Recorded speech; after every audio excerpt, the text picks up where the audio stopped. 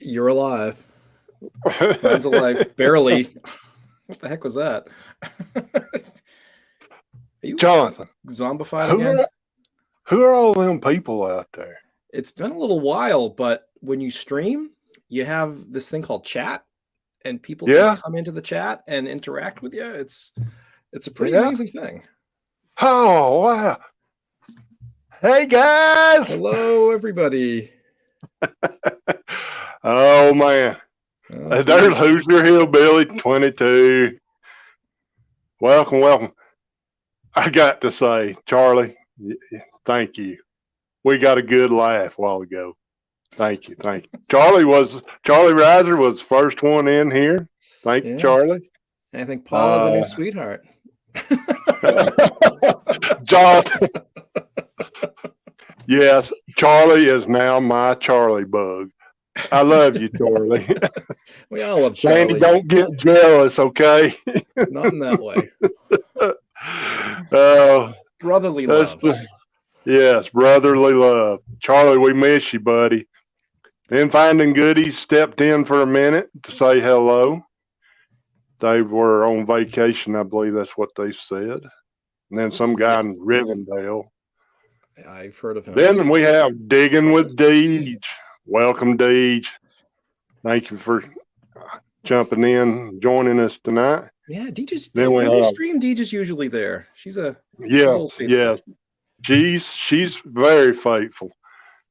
And then we have Mark the Bird Hunter. That's another one. Yeah, Mark's usually here. Jimmy Cloak. Hello. Thank you, Jimmy. Jimmy's been hanging around for a while. Speaking of hanging around for a while, I think it's next Thursday is AWR's anniversary. Of what sort of anniversary? When I started YouTube. Really? Were you doing something special? I hadn't planned on because it kind of slipped up on me until I looked at the calendar a while ago. Oh, for goodness sake. So we may have to do something special next. I think it's Thursday, but we'll do it on our regular stream Friday night. Golly, and there's that American Woodland Relics dude. Gee. I thought I blocked him. Where's the... I thought I did too. He ain't been on in so long. Oh, he snuck out. Rascal.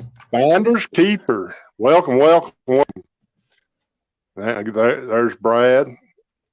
A lot of great people here. Brad's going to be watching the Indiana game. Who's Indiana playing, Brad? I have not been following. I assume it's basketball.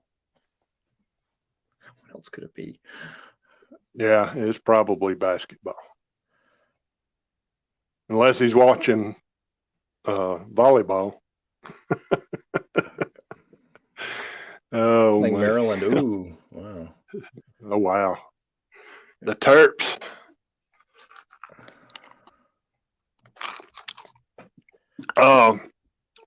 Before we even get started, guys, let's remember this is a family-friendly channel. Let's keep all the rude comments and the shenanigans to a minimum. I will allow some, but I've let it slip some. And stream as rude as you want. You can scream at me. I'm sorry, but well, we know there are at least a couple of kids who pop in. Yes, and we just want to, yeah,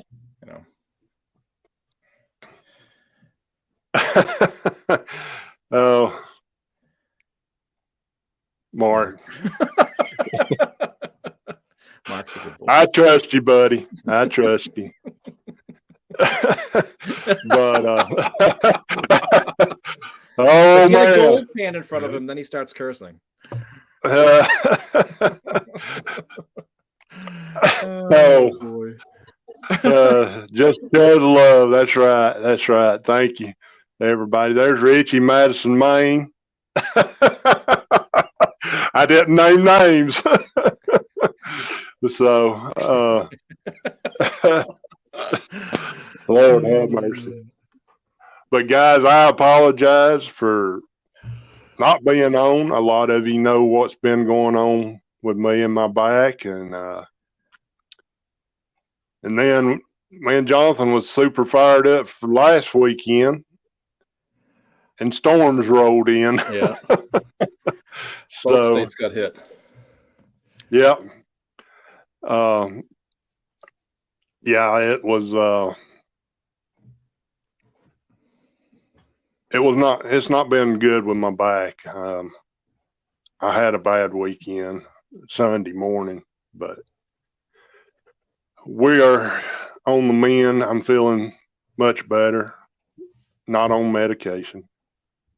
So, well, Jonathan, let's get into this thing. Yeah. We got a great lineup for you. Jonathan's got a good story of a shipwreck. We're going to let him talk about that, and then I'm going to tell you a little bit about the 1982 pennies, and and we got some other stuff planned for you. So just kick test back. your coin knowledge, kind of. Yeah, test identification knowledge. Yep, and a giveaway. 2 giveaways. 2. One from that guy, and then one from me. So y'all hang around. We'll keep it moving and kick back with your favorite beverage and snack. Charlie already has. So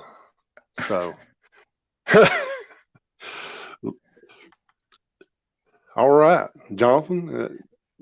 Did we say you was going to go first? Or? Sure. Well, if you're wondering what's the bottom of the screen, that will be Paul's coin cam. It's not like something's not going right. It's just it's not on yet. And all right. Yes, if you want to present, and I will scroll through as I'm telling the story. I'm pushing buttons. Push, press. Hey, you did it. All right. Yeah. Well, this is a treasure story, and this treasure story has a lot of pieces. It's kind of like a Lego set, and all the pieces will come together and create something interesting. So hang in there, because I think it is a timely story, and it's an important story, and it's a treasure story. And the story begins over 400 years ago in 1622. And it was in that year when the Spanish treasure fleet sailed out of Havana in September and was carrying an enormous amount of treasure back to Spain. However, the treasure fleet sank in a hurricane off the coast of Florida, somewhere around the Florida Keys. Now, one of the ships in that fleet, the Atocha, was the Almiranta, which was the ship that protected the rear guard of the fleet from pirates or from ships from unfriendly nations. But when the treasure fleet sank that year, the Atocha was carrying an enormous amount of treasure, over 40 tons of gold and silver, and probably a higher amount because the ship's captains back then had been known to smuggle additional precious cargo from the Spanish colonies that they could secretly sell in Spain. Now, after the treasure fleet sank, the Spanish government tried to salvage the treasure, but didn't have much luck. And one reason was that the ships in the fleet didn't sink all in one location. They were spread out over a fairly wide area. Also, the salvage technology at that time was rather primitive, and what ships they could find couldn't be pulled to shallower waters and had cargo holds that were securely locked, so the cargoes could not be easily recovered. And the following summer, another major hurricane hit the same area and scattered the remains of the ships and their cargo even further afield. So the treasure fleet remained lost in history for centuries until this man, Mel Fisher, started a company called Treasure Salvers back in the 1970s. And Mel Fisher's goal was to locate and recover the Atocha treasure, which he knew was extremely valuable and had great historical significance. Now, locating and salvaging a 400-year-old treasure wreck today is not easy, and Mel Fisher and his company spent close to a decade without any luck. And the treasure hunt was very expensive. Fisher had to pay his workers and equip them and pay for the boats and pay for the fuel. and pay for the maintenance. So he decided to look for investors to help him finance the treasure hunt. And the idea was that the investors, should the Atocha's treasure be found, would be given a percentage of the recovered treasure. And one of the investors in Fisher's company was a man named Frank Perdue. Now, if you were around in the late 1970s and 80s, you might remember Frank Perdue. He was a very wealthy businessman who owned a chicken processing company, and his tagline was, "It takes a tough man to make a tender chicken." Now, in 1985, Mel Fisher's company located and recovered a great deal of the treasure from the Atocha, but the state of Florida brought Fisher to court, claiming that the state was the legal owner of the treasure since it was located in Florida's waters. And after years of legal deliberations, the court found in favor of Mel Fisher, and he and his investors were entitled to 75% of the treasure, and the state received 25%. So as an investor, Frank Perdue received a share of that treasure. And most of it he donated to the Smithsonian and to a college in Delaware, but he kept one very special item, an emerald. And he decided to keep it because of this lady. This is Mitzi Perdue, and she and Frank were married in the 1980s. Now, Frank Perdue set the Atocha emerald in an engagement ring for Mitzi. And the emerald was cut into a 6.5 carat stone and mounted in a gold setting. Now, Mitzi Perdue was wealthy in her own right. Before she met Frank Perdue, she was a philanthropist and particularly interested in humanitarian causes. But her particular interest was in providing humanitarian assistance in war-torn parts of the world. And in this picture, let's see, that's where the Parkinson's Foundation in the upper right. I believe she's helping to fund a healthcare center at a YMCA. At the bottom, it's for the Alzheimer's Foundation. So she did a lot of domestic philanthropy, but she was particularly interested in providing humanitarian assistance in war-torn parts of the world.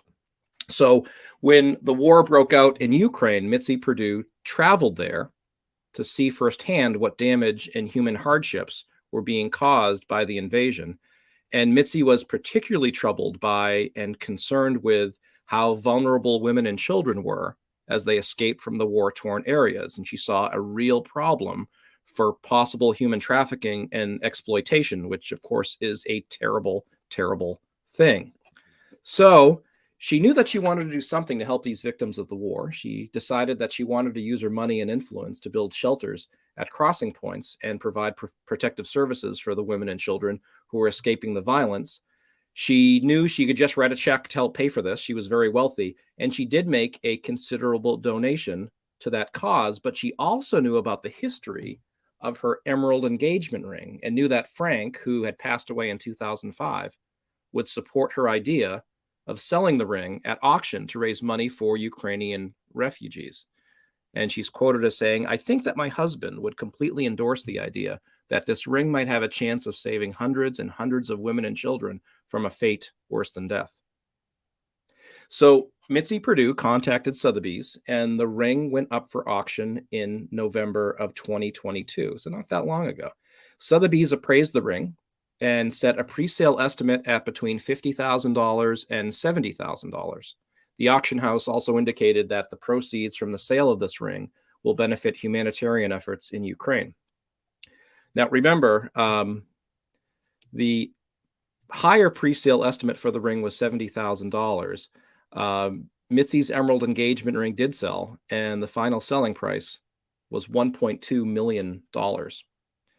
So again, I think this is an important story. The facts about the origins of the treasure and how these treasures were recovered by slave labor in the Spanish colonies is terrible, and that can't be denied. And hundreds of sailors died when the Atocha fleet sank, and that also can't be denied. But I think most of us enjoy a treasure story, and we can sometimes, and often rightly so, say that the wealthy can be really out of touch with the problems that much less fortunate people are suffering through. But I would say in this case, Mitzi Perdue is a real hero, not only for what she believed in and what she and her foundation continue to do, but also for how she was willing to achieve the goals that she set for her humanitarian work. So that's the story of the Atocha ring and how it went to help Ukrainian refugees and continues to help Ukrainian women and children who are escaping from that very horrible situation. Yes, it is. That's a great story. It's from shipwreck to helping people. And I think it's a story that wasn't picked up by a lot of media outlets, and why, I don't know, but it's a good one and it's an important one. Yes, it is. It was very interesting. Jonathan talked a little bit to me about it. Gosh, we've talked on and off about a month about it. Back in January, we were thinking of doing a stream and doing the story, but things got in the way. All right. We got a few people that's come in. I've seen Shannon Bortner. Look, there's Polly Nichols. Hey, Polly. Hey, Polly. Gosh. That's right, Charlie. It is. It's Delaware Technical. I think it's like community college. I'm not sure what connection he had to it, but there's Paul with Hot Dog Digs. Hi, welcome, Paul. welcome. Marlon come in, and there was somebody else. Marty. Marty is nuts about digging. Welcome, guys. Well, we got 14 watching. Thanks, everybody, for coming in. All right. Well, I'm going to do a story, but first we're going to do something right here.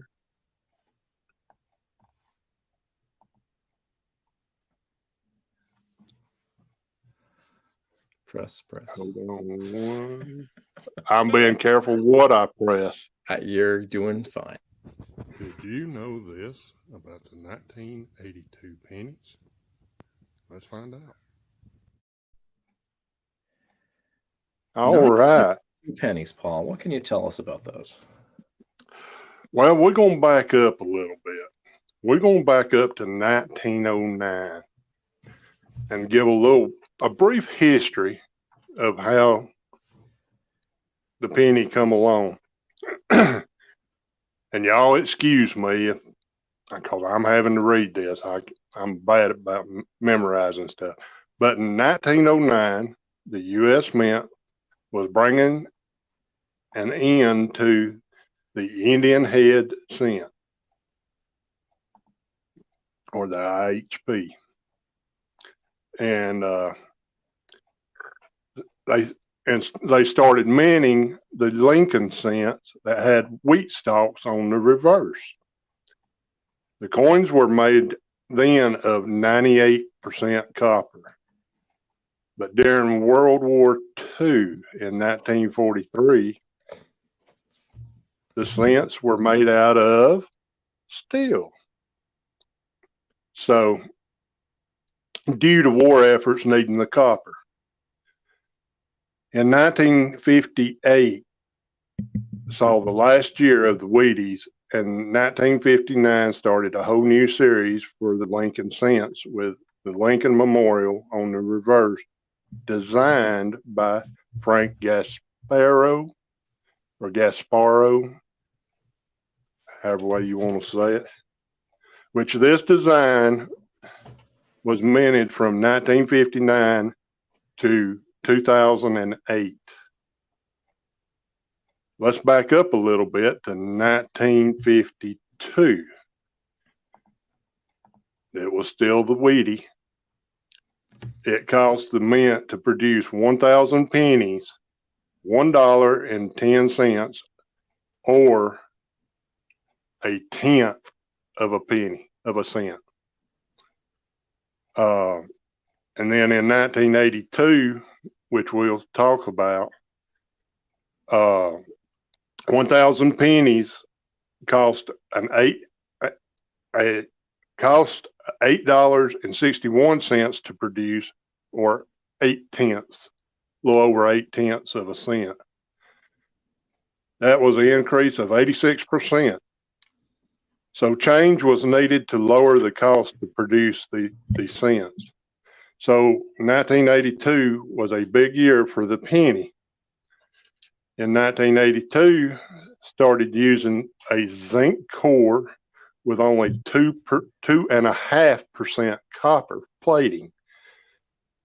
And in 1983, the cost dropped to $6.35 per thousand, which came out to be a little over 0.6 of a cent, a little over half a penny per penny. So it dropped somewhat, but not drastically. Now, how can you tell which 1982 is copper or zinc? Are you ready, Jonathan? I am ready. All right. The copper penny weighs 3.11 grams, and a zinc penny with the copper plating only weighs 2.5 grams. The men also minted varieties called large dates and small dates. Now, if you want to present, you'd have to. That's right. I got to do that, don't I? we have a little visual because. Yeah.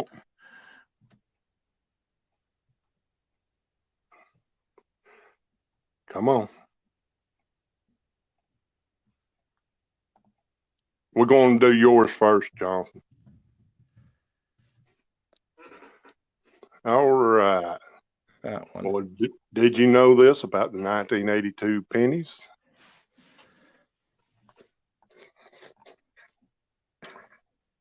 All right. Now, we had, in 1982, they produced a small date variety and a large date variety. And in both compositions. We'll start with the Philadelphia Mint. They produced both large and small in copper and zinc. So you have a large date and a small date in copper. You have a large date and a small date in zinc.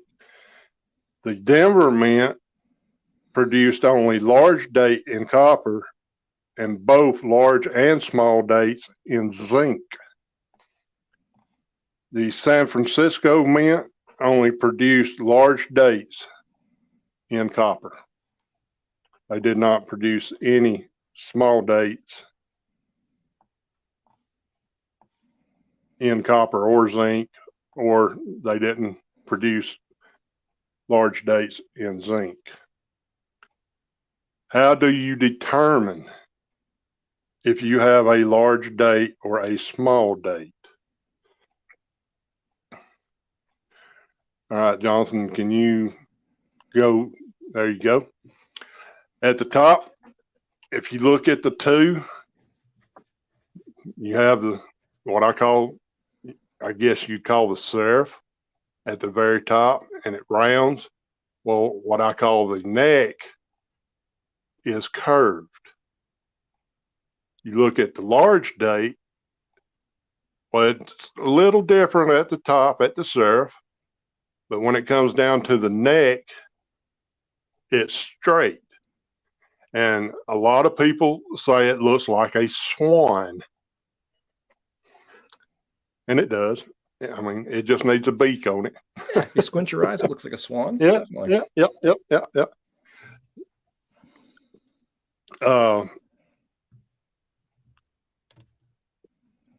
On the small date, the neck is curved toward the bottom of the two. Also, the 8 in the large date is a bit larger than the small date 8. If you'll look, you can the top right or top left, I'm sorry, is your small date, and the top right is your large date. The 8 on the small date is pretty much confined and level with the 9 and the 2. But if you look at the large date, the 8 is just a bit bigger than the 2 on 82.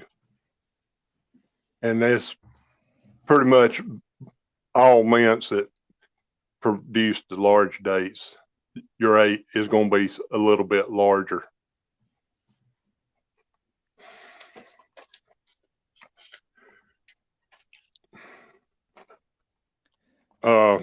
Now remember that I said that there was no small date minted in copper from the Denver Mint. Well, sorry. Well, in 2016, a small date struck on a copper planchet, surfaced, and got a grade of AU58 brown by NGC as a discovery coin, and was sold at auction in 2017 by Stack Bowers for $18,800. And this coin was found by a coin roll hunter. So guys, anybody can find a good nest egg. So just keep looking, and it's hard to believe that it's a one of a kind. So, but things to look for on the 1982s, some varieties. We have a double ear variety. There's die chips on the upper part of column 10 in the memorial, Lincoln Memorial. On the reverse, there's some die chips on the upper part of the column 10. Doubling in God We Trust, and doubling on the motto. So that's all I have for that. We'll do this right here, Jonathan, if you want to take that away. We'll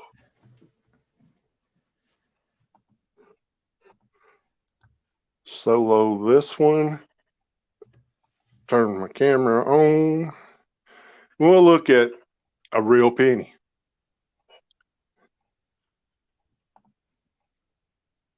Let me get my pointer here. If we can see,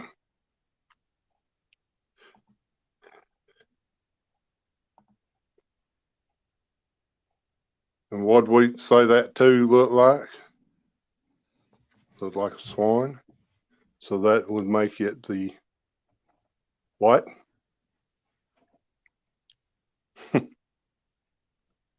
That'd be the large date. That's the large. No, I'm just, yep. Think of a swan being a large bird. Yep. And the 8, large, top and bottom. 8, sorry about my camera, is trying to focus on both. The 8 is just a little lower than the 2 and just a little bit taller than the 2 at the top. Now you look down here, if I can get my pointer in there.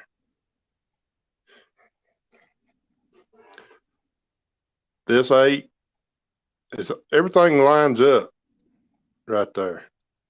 And your 2 has got more of a curve. So that'll be your small date. Look at your 8s.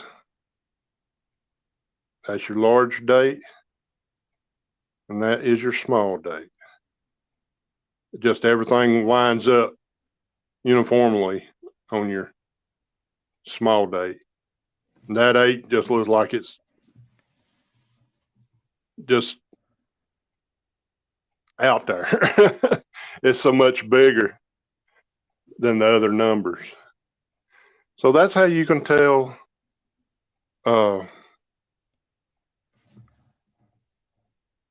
you look for large dates from your small dates. And look for that 1982 Denver copper. That's right. That's right. And you can get I don't know. Thousands of dollars. Well, he got $18,800. So Nothing wrong with that.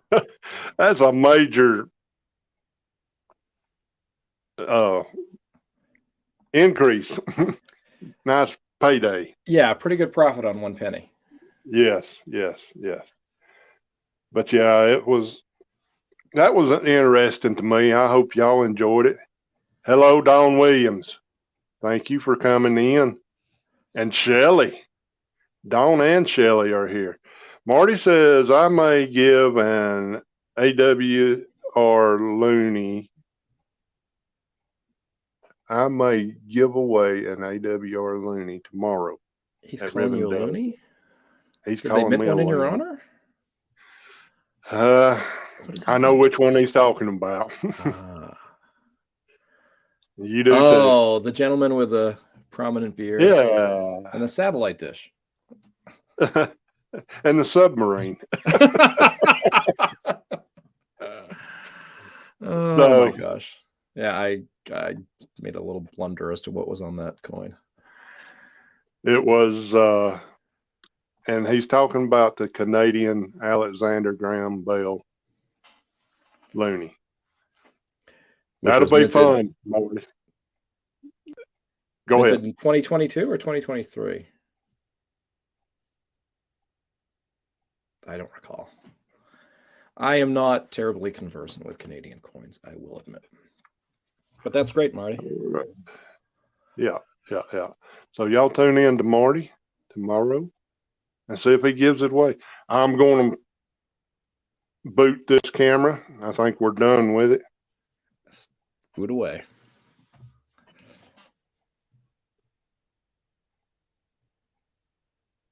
And how are we doing for time?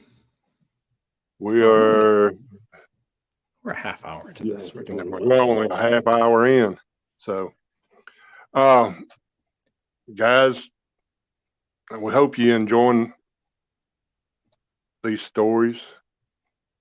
Jonathan and I, like I said, both stories we had them planned to do together. Yeah. And life happens, and I know everybody understands, and that's just the way it goes. Well, except that Marty, he gets a little edgy sometimes. Yeah, Marty's been after me. When you going to stream? When you going to stream? Hey, Marty, we're streaming, buddy. All right. So we'll go back comments, get that. Now Jonathan has come up with a cool game. It's just for fun. Well, we have a little bumper video to kind of introduce the concept behind the game. And it's not really a test. It's definitely more of a game. And if you want to put it on, Paul, it's backstage. Now, Paul and I were talking about this. This is a skit that was done probably 30 years ago on Saturday Night Live. What the hell is that? Hey, you kid! Get away from there! I would not mess with that thing. Don't put your lips on it! What the hell is this? I'll remove that from... So the idea is that sometimes detectorists find coins that are in really poor condition, and sometimes collectors can search through a dealer's bargain bins and find that coins that are in really bad shape. And some of those coins may come into the dealer's hands from detectorists, and we struggle sometimes to determine exactly what we're looking at. So when you get right down to it, a coin's really a disc of metal with images pressed on it. When those images are obscured, we can wonder what on earth we're looking at. So we're going to play a game of sorts. You can use the Red Book or whatever resource you would like in this game. This is just for fun. There are no prizes involved. And I'm not playing. What we will do is show you some images of coins from Heritage's auction site. All these coins were slabbed, and all of these coins, as you will see, are in very low grade condition. So let's see if our friends in the chat can determine what these coins are just based on the photos. And you can, just for fun, you can give yourself a point for guessing what type of coin it is, and a bonus point for any additional details, like if you can make out the date or the variety or the mint mark, anything that you can ascertain. And again, this is in no way meant to make anyone think that they're not knowledgeable about coins. Some of us know more than others. Some of these are really difficult to identify, and some of you may be able to identify them immediately. And so let's see. I'm going to call somebody out. Dawn, you better be on your A game. All right. Let me present. There we go. So Paul, it's backstage if you want to. All right. So there is the first coin. I'm going to make it full screen.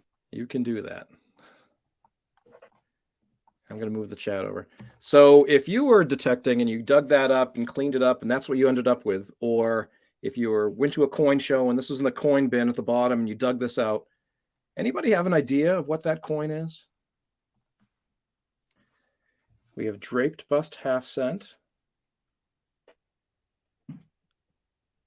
Mark said 1795. Okay.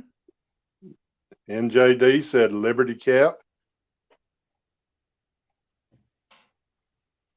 Charlie says a 1793 large cent. Shannon says cap. All right. Those are pretty good guesses. Oh, I lost the chat. Charlie said, is it a strawberry leaf variety? Uh-huh. Well, it wouldn't be based upon this design. But I think Charlie got it. Deej said flowing hair. Flowing hair? No, not the flowing hair variety. Shelley says a quarter. No, it's not a quarter. It's copper. Now, that's another thing. You're just looking at an image of it. You can't determine the diameter. All right, I will let you off the hook. This is a 1793 Liberty Cap cent. And AG details and corrosion. But look at the selling price. $3,120 that sold for. Guys, I about fell out on the floor when Jonathan showed me the price of that. So there's the condition. Liberty Cap, if you look at her neck, you see a little line going down parallel to her neck under her chin. And that's the pole. And then attached to that, you can't see it because it's so corroded, would be that Liberty Cap. And 1795, somebody guessed for a date. That's actually what I thought when I first looked at it. But it's 1793. That was the only year that design was made. Definitely not Hoosier. All right, let's try this next one. This one might be a little easier. Ooh, I know.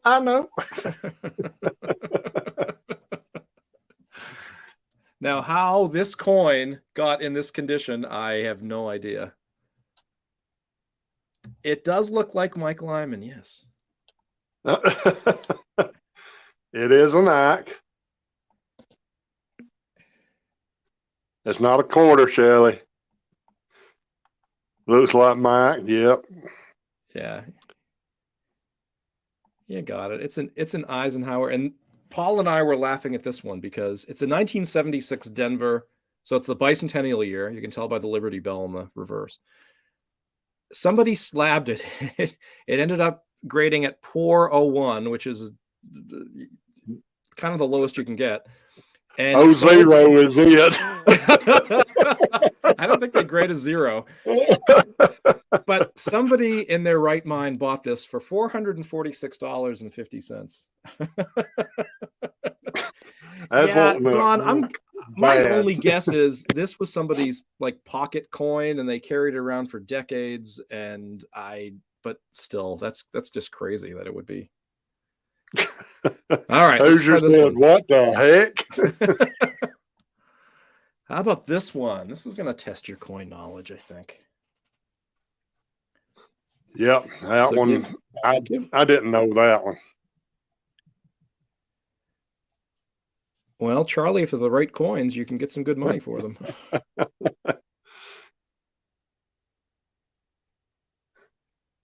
Hey, North Jersey. And no, Hoosier, you're not. I'm not sending you back that silver set you give me. Had the Eisenhower silver in it.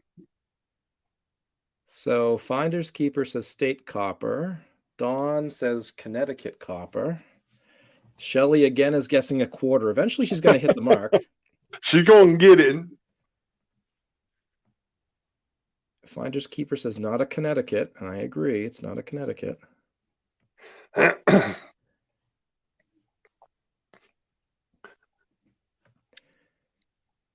Yeah, open up your red books. Look to the colonial section. Yeah. The prices of these it blew me away. Well, that's just it. We'd think of these coins and wonder what's the point of keeping them, but Pennsylvania state copper. I don't think Pennsylvania had a state copper, unfortunately.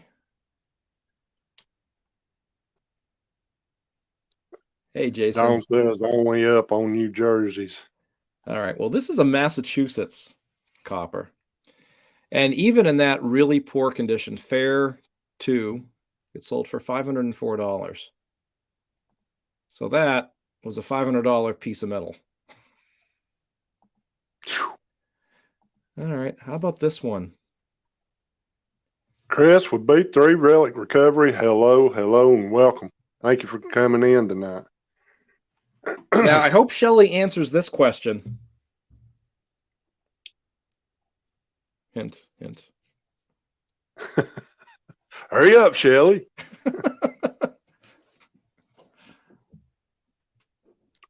She's playing hard to get.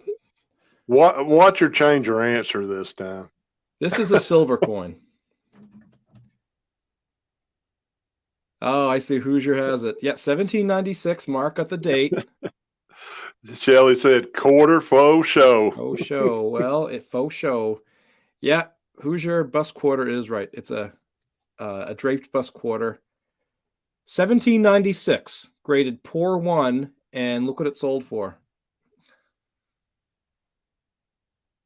$4,560 in that condition. That is a $4,000 coin. Then this Benjamin, 1963 Benjamin I'm giving away, I might want to hold on to it now. Marlon, it's because it's the market. There are people looking for them, and there are just so few minted that even though it's in remarkably poor condition, it's still, to somebody, it was worth $4,500. Now that does include Heritage's cut from the auction, so the high bid probably would have been about 4,000, maybe 4,300. All right. How about this one? There you go, Hoosier.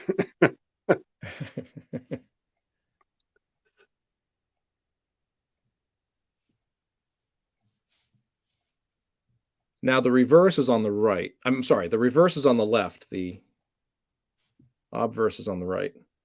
Draped half. Draped half. If I told you this is copper, you're right about the draped.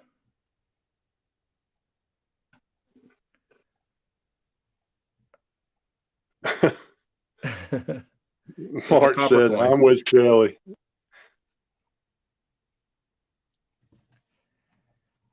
Come on, Mark. You can find these in Pittsburgh. Charlie says half cent.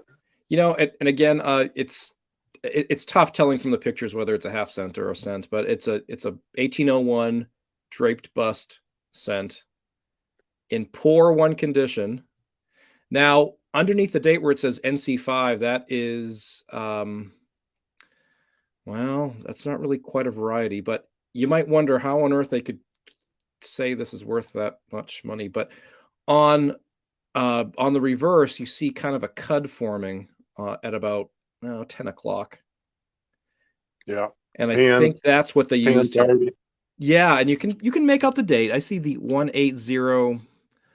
Anyway, they put it all together, and NGC said that is an 1801 NC5. That's more of a rarity scale, I think.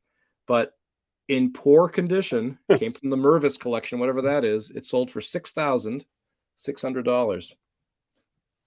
I bet you could find them, Mark. There were people in Pittsburgh in the early 1800s, weren't there? I shouldn't say that. There were Europeans in Pittsburgh in the early 1800s. I mean, come on, you had all that oil and steel out that way. When did Rockefeller go out that way? All right. How about this one? If you're on a phone, this is probably going to be really difficult, but anybody guess what this coin is? A somewhat more common coin than the ones we saw before, I think, although...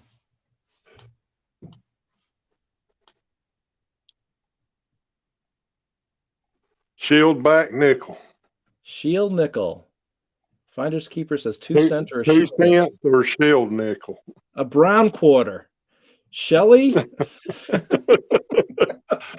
Hoosier said 2 cents. All right. Jimmy Cloak said half cent. Hoosier says no shield nickel. Riser says 2 cents. Shannon says it's a V nickel. Well, Brad, stick with your first guess. It is an 1872 2-cent piece.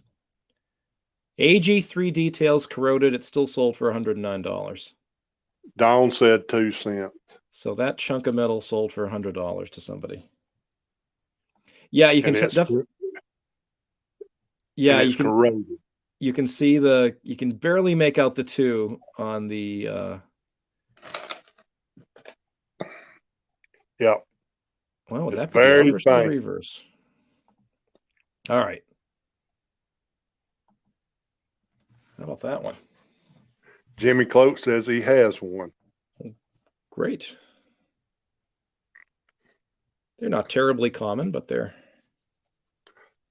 Oh. Yes, Horseshack.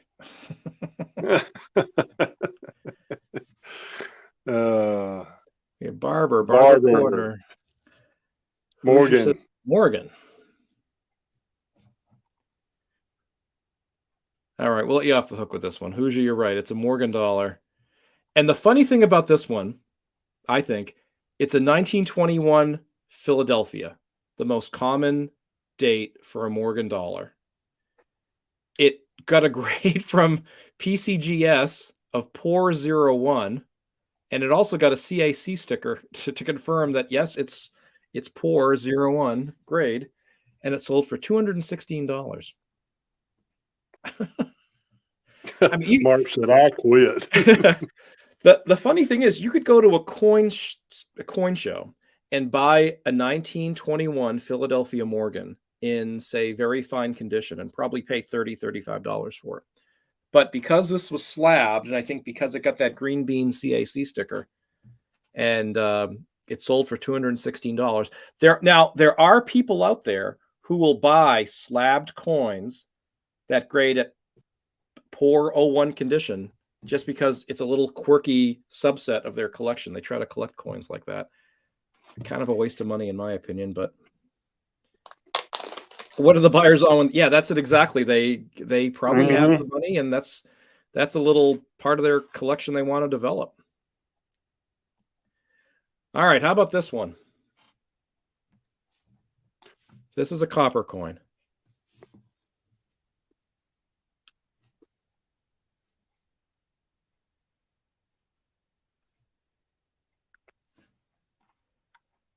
I don't know if I'm going to get through all these, Paul. I've got a lot of these. Flowing hair down. Hey, if we run over, we run over. It's definitely flowing hair. Jimmy Cloak said, "Scary dude." Shannon says, "Spooky lady." Anybody guess the year that this was? This was only made 1 year. No, it's a copper coin.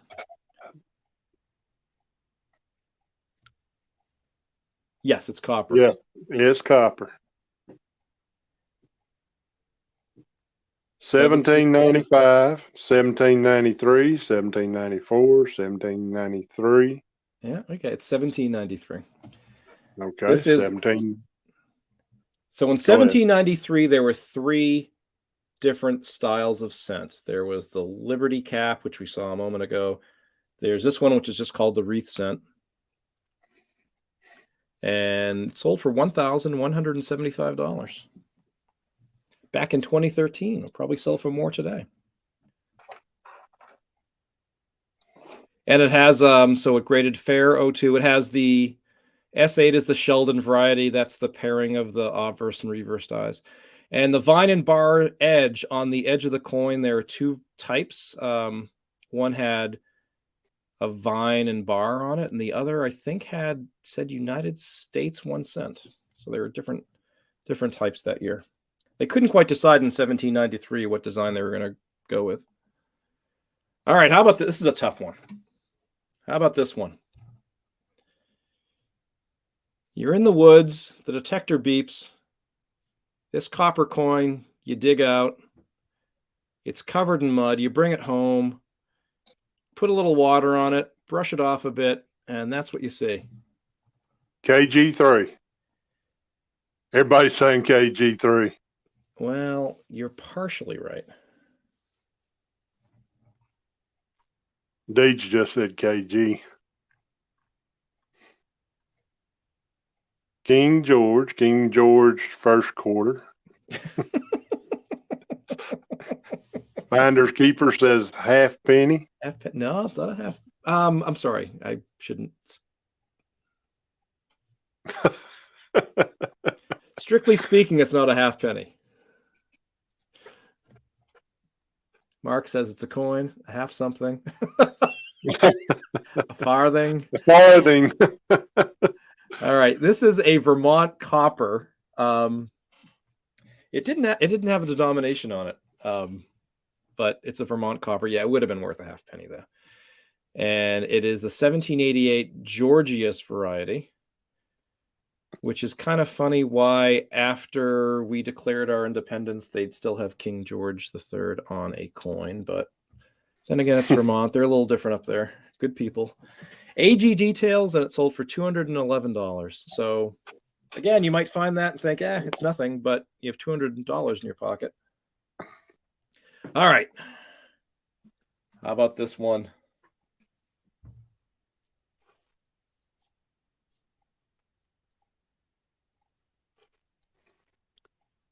The reverse should give you a pretty big. Finders Keeper said chain scent. Charlie said chain. And JD said chain. Mark Thomas, hello. He said Fujio. All right. Jason gets 1793. Yeah, a little bonus points there.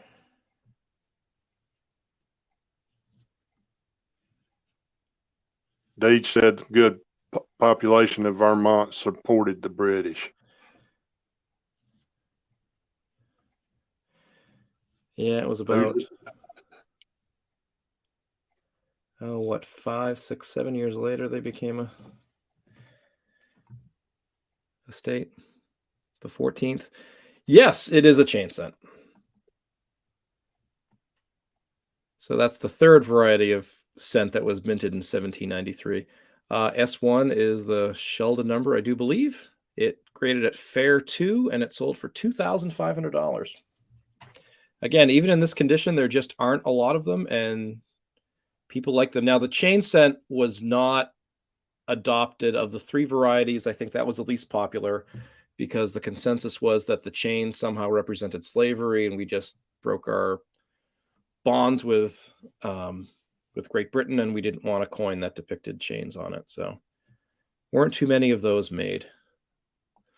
All right, how about this one?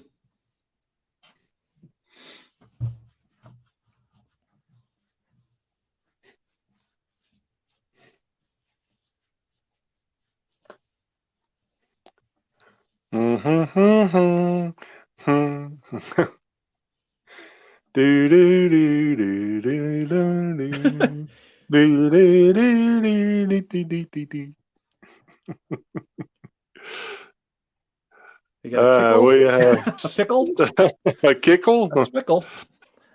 Shield. shield, Yeah, you got it. shield. It's a shield. It's a shield nickel. Got fair 2 for a grade, and still, even in that condition, sold for $73.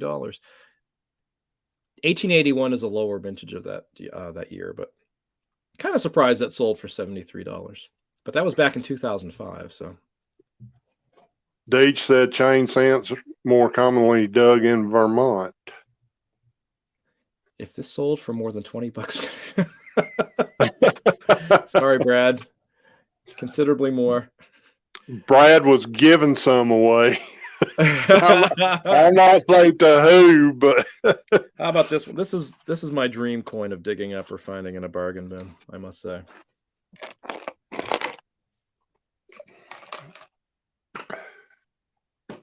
A half real.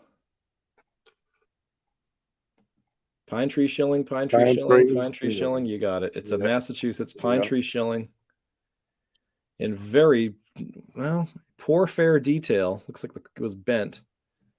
And still in that condition. Sold for $576 back in 2020.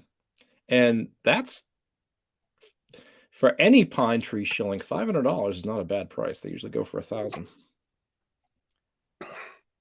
quarter covered with sap, Shelley said. Oh, we could do that, yeah. All right, how about this one? That's an easy one.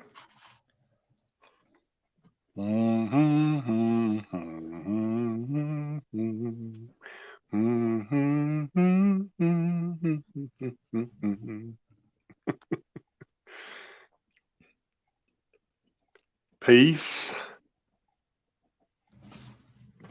dollar, Mercury dime,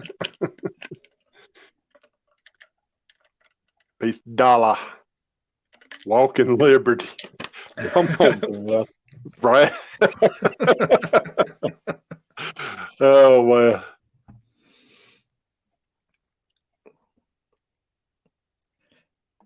Yeah, that's a peace dollar.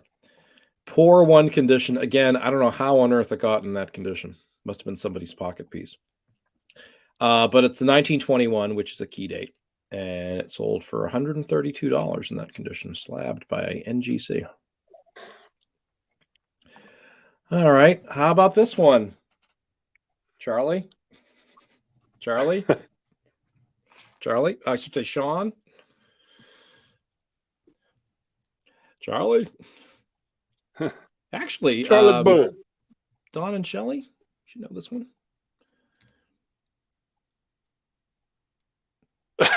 And Jason, you should know this one.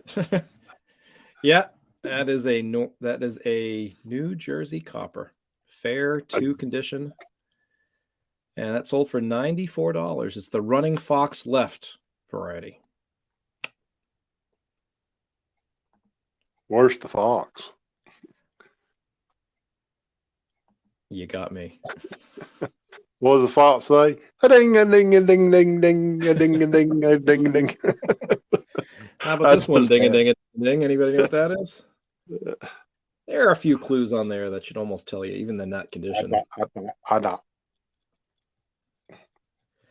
You'd buy the New Jersey for $94. I think I would too. That New Jersey coppers are usually $200 coins. Shelley said Fugio. Yeah, Mark Thomas had said Fugio. Fugio. Yeah, at the bottom, you can see the Mind Your, and you see the sundial. And in fact, at about 9 o'clock, you see the FUG. It is a Fugio. And they got rid of the chains because of... in this one, I don't think they really thought about that because each of the chains had the name of or abbreviation of the states, and the idea was that together we'll be successful. So yeah, that is a Fugio, and it sold for $126 in 2007. And I am going to bet that if this went back on the market, that would easily be a $500 coin. Easily. Yeah. Fugios are hot right now. All right. How about this one? What happened to Mark the Berg Hunter? He didn't give up, did he? I don't know. I hadn't seen him in a while. Flying Eagle. Flying Eagle, flying. All right, well done, class. That is definitely a Flying Eagle. 58, and it sold for $31. Probably cost that much to slab it. I don't know why somebody would Mark want to said, slab that yes, one. Jonathan, I gave up. Oh, Mark. Don't ever. You would have known, Mark, you would have known that was a Flying Eagle, though, right? I'm going to guess you would. You're a knowledgeable Don chap. Shelley will learn to listen to you when it comes to coin knowledge. Dawn's going to listen to Shelley, or Shelley's going to listen to No, Dawn? Shelley's going to listen to Dawn. All right. Dawn's been getting these, or she's in the ballpark. Yep. All right. How about this one? Now, this is a dime. You can probably tell because it says one dime, but can you read the date or anything else about it? I can. You can. Seated dime. Yeah. Anybody, can you make out the date or any other aspects of it? Because it's kind of a special one. And again, you see these detectorist videos, and they pull these out of the ground, and they take their thumb and they wipe the mud off. Shelley says 1872. Jimmy Shelley, Clope did says. Dawn tell you that? Jimmy Clope said 1873. Brad said 1877. 1873. Yeah. Well, we'll go with Shelley's answer because it is indeed an Shelley, 1872. you're the. But it's a Carson City. You can barely, under the wreath, you can barely make out the CC. Because if you thought that was an 1872 Philadelphia and you sold it as a Philadelphia, you would have been really shortchanging yourself because it sold even in that condition for $580 back in 2004. So it'd be a lot more now, probably. And that's a low mintage year, 1872 Carson City. There weren't too many of those minted. $580. So again, you look at that and think, really? Yep, that's a $500 coin. All right. How about this one?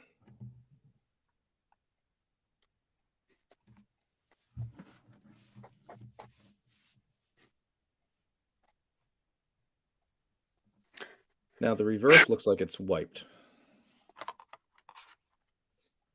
I will tell you, it's an 18 something.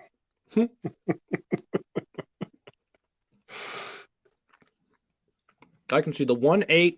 I can see a little bit of the 8, the third digit. V nickel. V nickel. Yeah, it's a V nickel. Morgan. 1883. Went for a mere $10 slabbed. Again, probably cost much more than that to slab it. Somebody must have had a free certification coupon or something. All right. This one's kind of not too difficult. Who knows what that is? What design is that? Trime. A lot of trimes. Trime. Yep. That is a trime. A silver 3-cent piece. And that graded about good, and it sold for $67. In 2021, not too long ago. How about this one?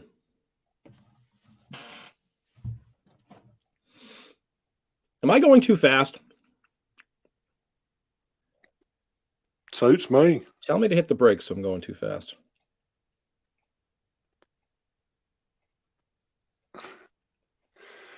Shelley says, I even know what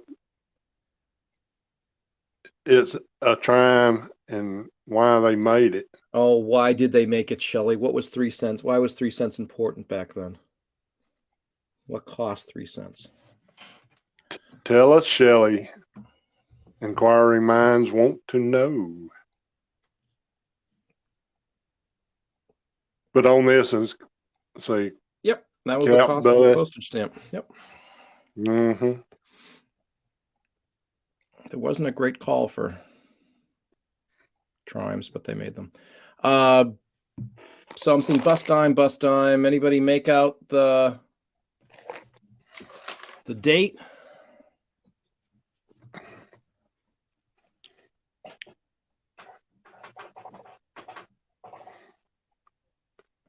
Because again, you might think, oh, it's a bust dime. It's neat. I'll just clean it and put it in a drawer, put it in the collection somewhere.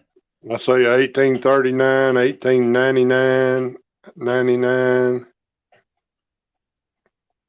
Well, they weren't made after the 1840s. NJD said 1809. He's got it.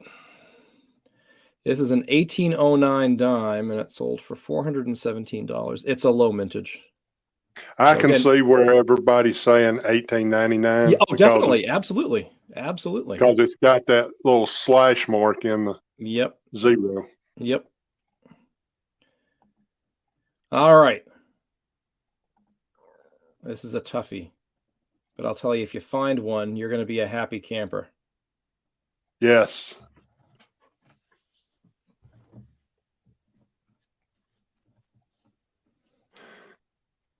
We're almost done this. I have I have 5 more.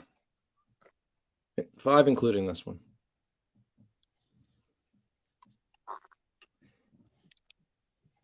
If I told you it was made of pewter, would that help?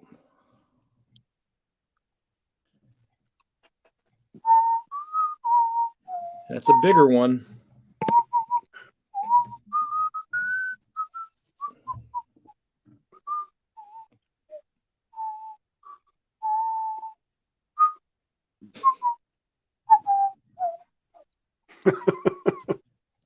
Anybody flipping through their pages? Mexico? No, these are all American.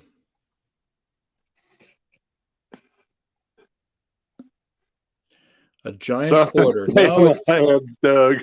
It's worth 4 quarters, Mark.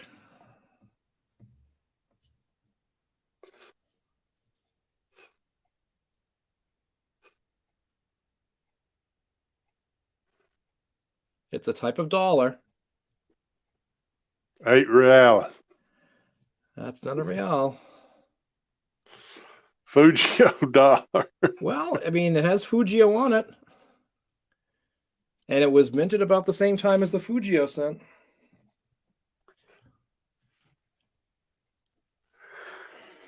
All right, she'll let you off the hook. Anybody want to?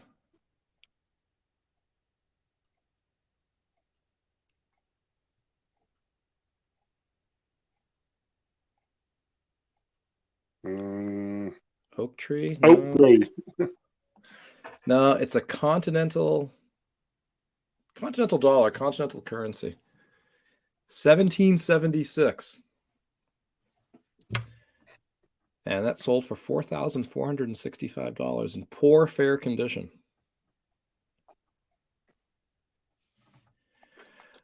All right.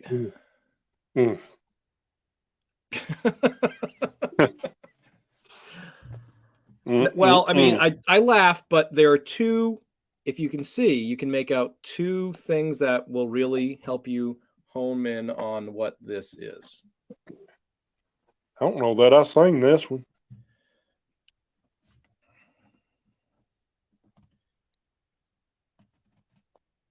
Oh, North Jersey got it.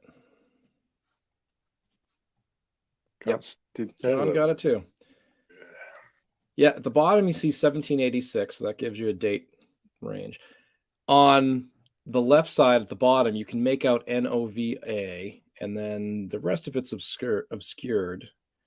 And Shannon said flat button, and the thing is, I bet, a lot of these coins, if you found them immediately, you'd think they are a button with some sort of design on it, but no, this is a Nova Constellatio. Big redraw. About good. And look at what that sold for. Finders Keeper says lucky enough to dig one. Oh, wow. Well, I hope you got the Crosby A-1, the W1940. Because if you did, you have an $8,000 coin. Even in that condition. But that is one of the neat things about collecting colonials and early American. Well, that really isn't a colonial. That is an early American coin. But the die pairings are like with the Connecticut coppers and the New Jersey coppers. There's so many different varieties. All right, I think that's the last one. No, it's not.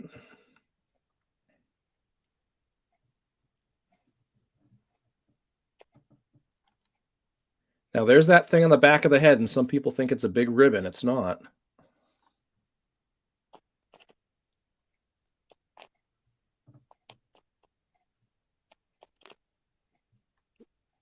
$17.94. You're in the ballpark, Jason. Liberty cap. Shelley says Statue of Liberty quarter. Brothel token. Oh boy. Mm. This is a half cent.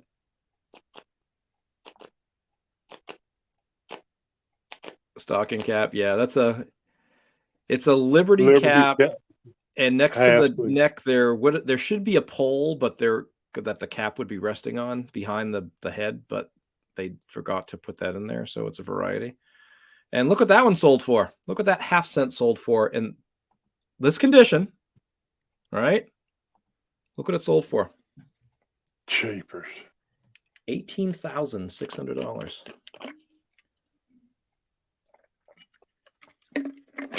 So yes, Mrs. Williams, go out there and start detecting. You can probably find some of those in New Jersey. Dawn Marie dug that quarter. Well, it's a half cent, but I hope she does. Yeah, $18,000. All right.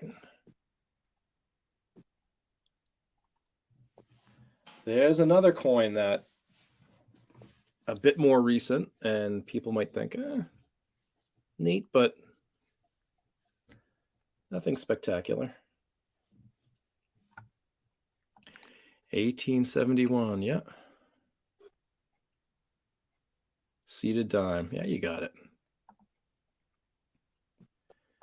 Yep, 1871. But again, it's the Carson City, low mintage, and again, in that condition.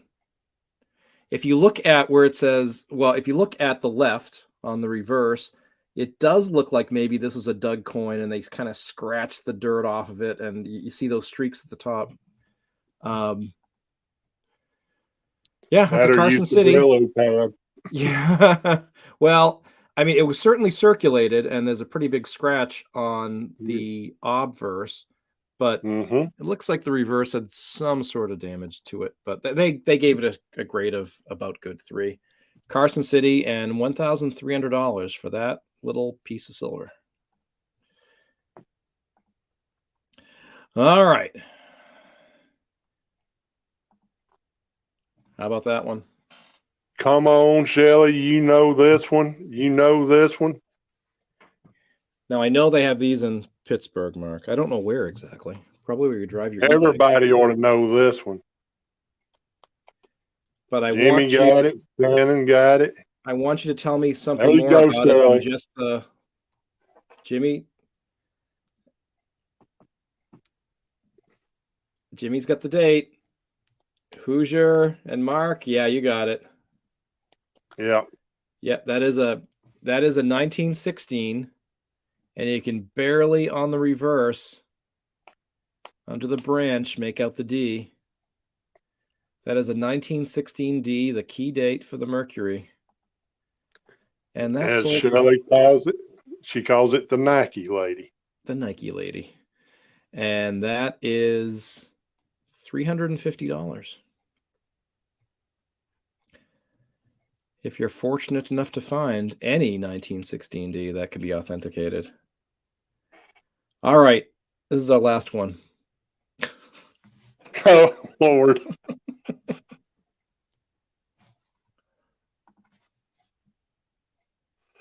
How are we doing, Paul? We're fine, Jonathan. Okay. All right.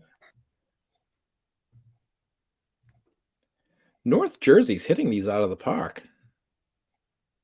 Indian. Give me a year, Jason. An MS-72. Well, that's interesting. Okay. Jimmy says no date. A no date Indian. And 1877. And you are correct. That's an 1877, the key date. Even though that is about good details and corroded, it sold for $126. Farm fresh. Yes, Shannon. And let's face it, typically when you metal detect, if you find an Indian, it's probably going to be in, not always, but if it's been in the ground for a while, copper does not age well in the ground, and it's going to be pretty roached. But that one, they were able to make out that is an 1877, and even in that condition, it sold for $126 back in 2004. So here we are almost 20 years later. I bet that would be at least double that price, even in that condition. So anyway, Mr. Paul, that is testing your knowledge for coins that are in remarkably poor condition, but don't toss them out. Don't discount them, because you could have a coin, even though it's in really bad condition, that's worth hundreds, if not thousands of dollars. So do your research. Don't give up on it. And I need a haircut again.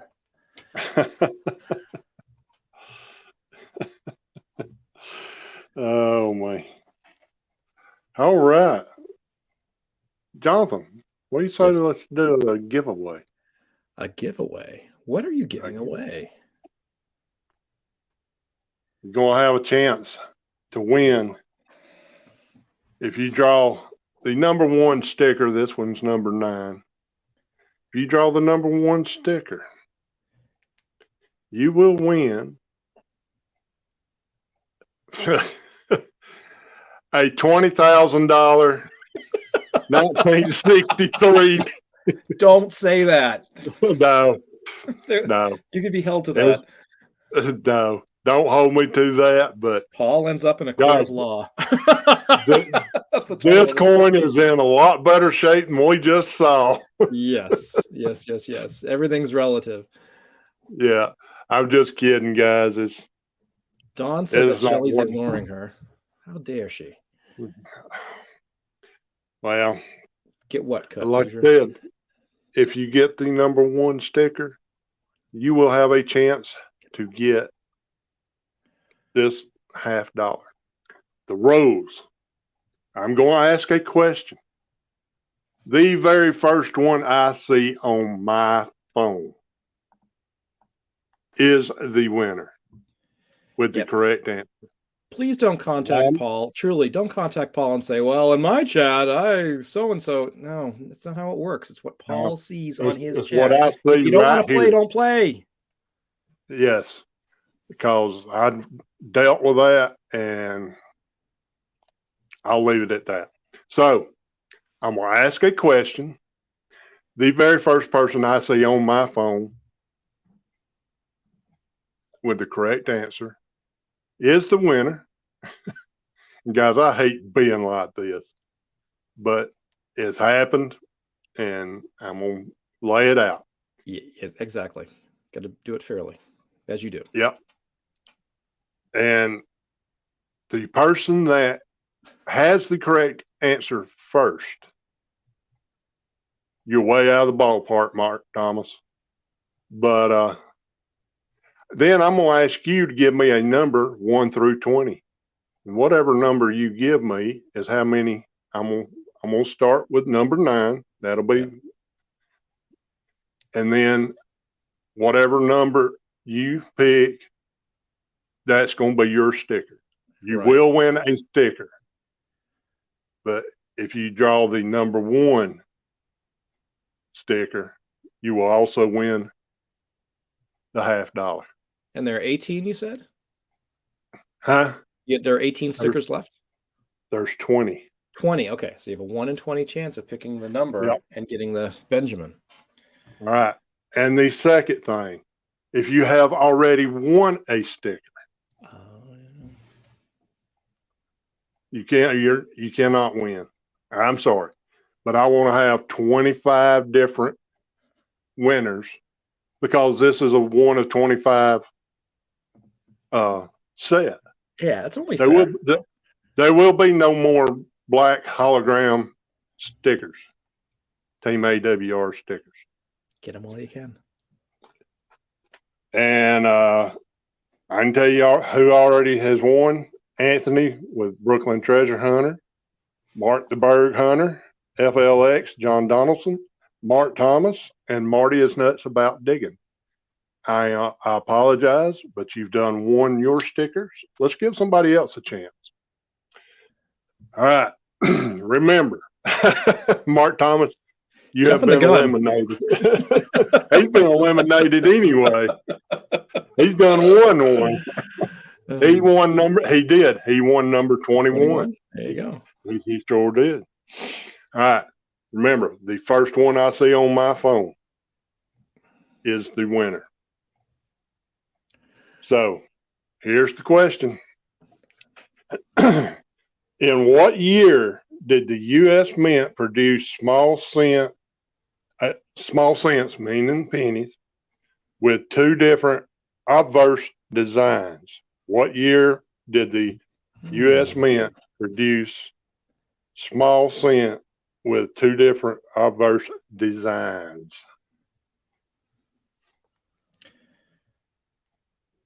Hi, Dave, PA Relic Hunters. Ding a ding a ding ding ding. Yeah. Now, who do you have? I have Mr. Charlie Reiser. That's who I happen to see too. And then real close was Hoosier right behind him. And then Deej was right after Hoosier. Yep. So, Charlie, congratulations, buddy. Now, Charlie, I need you to pick a number 1 through 20. Good luck. And I'm going to solo myself right quick.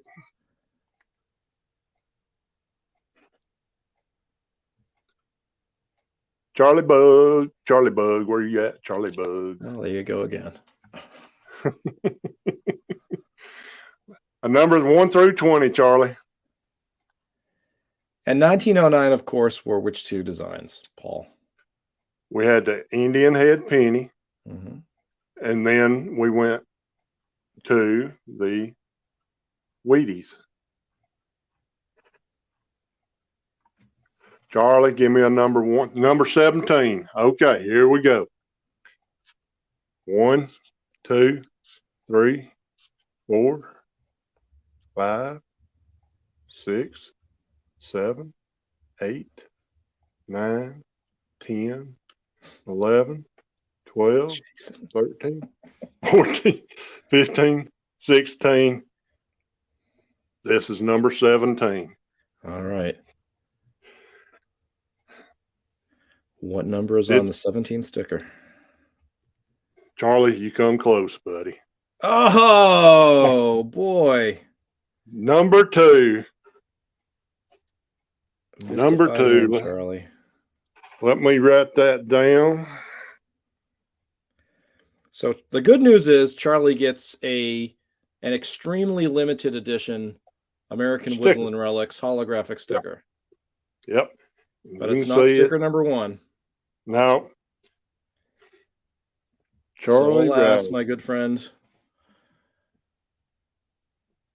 you do not get the Benjamin. Sorry, Charlie. Charlie, if you will, I think I need your address, please, sir. If you can email me at, let me type it in the chat here.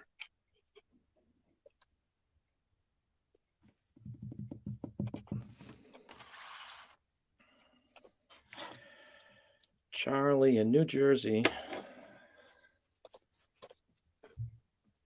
hcsd@gmail.com. Charlie Bug, there's my email. It's stuck. Okay, well, let's go with it. It's all right. It's all good. Congratulations, Charlie. Well done, Charlie. We'll get that out to you, buddy.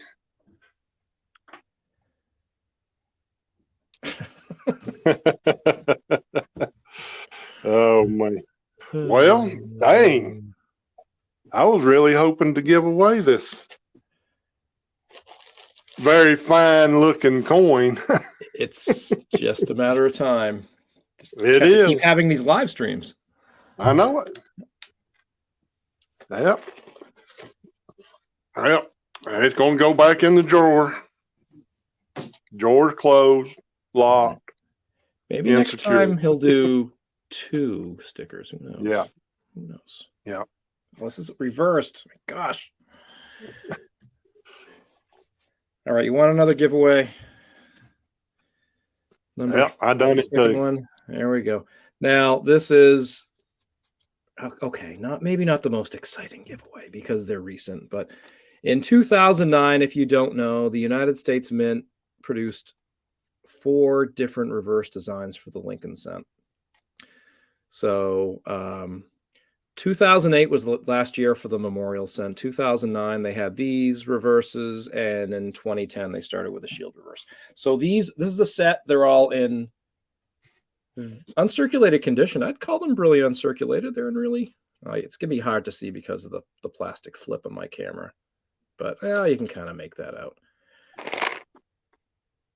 So can you find these in circulation? Yes. You're going to find them in this condition? Probably not, or it might take you a little while. So I'm going to give these away. I will ship them anywhere in the world. Well, except Russia or North Korea, things like that. I'm not doing that. So, sorry, I don't mean to get political. So we're going to do that. So this is the question. It's a trivia question. The first person to answer it correctly will get these coins. So get your hot little fingers on the computer and get your noggin in gear, because here we go. What was, or I should say, in what state was Abraham Lincoln born? In what state was Abraham Lincoln born? And it's the first person who Paul sees in his chat, because he's hosting the stream.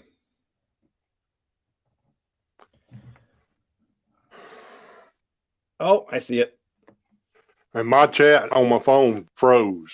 Oh, gee. Who did you see? I'm going to go by my computer. Yep. Who did you see? I see somebody in New Jersey.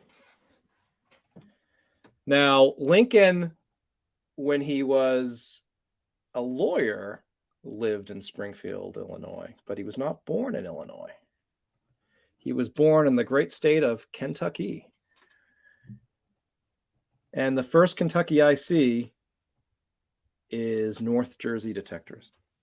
I'm checking now. It just, even though I put an extra K in there, we'll give Illinois, Kentucky. NJD is the winner. All right, Jason. Wow, I probably do not still have your address, but I will put, unless you want to gift them to somebody, I'm going to put, did I spell that correctly? RivendellCoins@gmail.com. Yeah. So you can send me your address, Jason, and I'll get these to you. And congratulations. So yeah, Charlie, if you'll contact me, I can send you a message too if you need me to. Wow. NJD, send Jonathan your address. And I didn't know that, Brad. Brad said Lincoln lived in Indiana for a spell. I didn't know that either. Well, I suppose getting from Kentucky to, I don't know. Well, I hope everybody had fun. Yes, I do too. Thank you, Jimmy, for joining us. Yes, thank you. Thank you, everybody. Don't know how often we will stream. Probably not going to be a weekly thing, but we'll try to do the bi-weekly. Always have like a coin story, a treasure story, whatever. If you like the format, I guess is what I'm saying, we'll try to keep doing it. Well, I know I had a lot of fun, Jonathan. I Thank did you. too. Yeah, no, it's great. I do want to say, Jonathan, I'm going to put you on the spot, buddy. I want to thank Jonathan for being a great friend.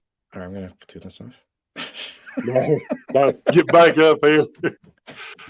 Jonathan, I appreciate you being a great host. Me and Jonathan has talked a lot. He's helped me with some stuff. I mean, he's made me laugh, and all of y'all in the chat has made me laugh. And I just want to take the time to thank Jonathan personally, and just say thank you, Jonathan. You're an awesome person. Thank you. The feeling is mutual. Done a lot of laughing in these pre-stream coordination efforts that we put together, and you're a good guy there, Hughes, and you're a funny guy. You And are too. I enjoy hosting with you. That being said, I also look forward to you and Belinda getting back on here. So hopefully that'll do sometime. Maybe Belinda works Friday night, so that's going to, she's camera shy. She don't. I know, but you gotta. I know. We gotta encourage her. But guys, if y'all have seen the fiasco me and Jonathan did last night, when we finally got our promo, it was hilarious. 3 times, 3 or 4. I done lost count. It was funny. Get her drunk. But we had that was my shot in the arm last night, and good. It was after we done it. I told Jonathan, I said, I can't wait now. I am excited. There was nothing going to stop it from us streaming tonight, unless we just had total power failure. Well, last night we said hopefully folks are going to walk away with having learned something, at least one thing, and laughed. And I hopefully people have been able to do both. So that's why we do it.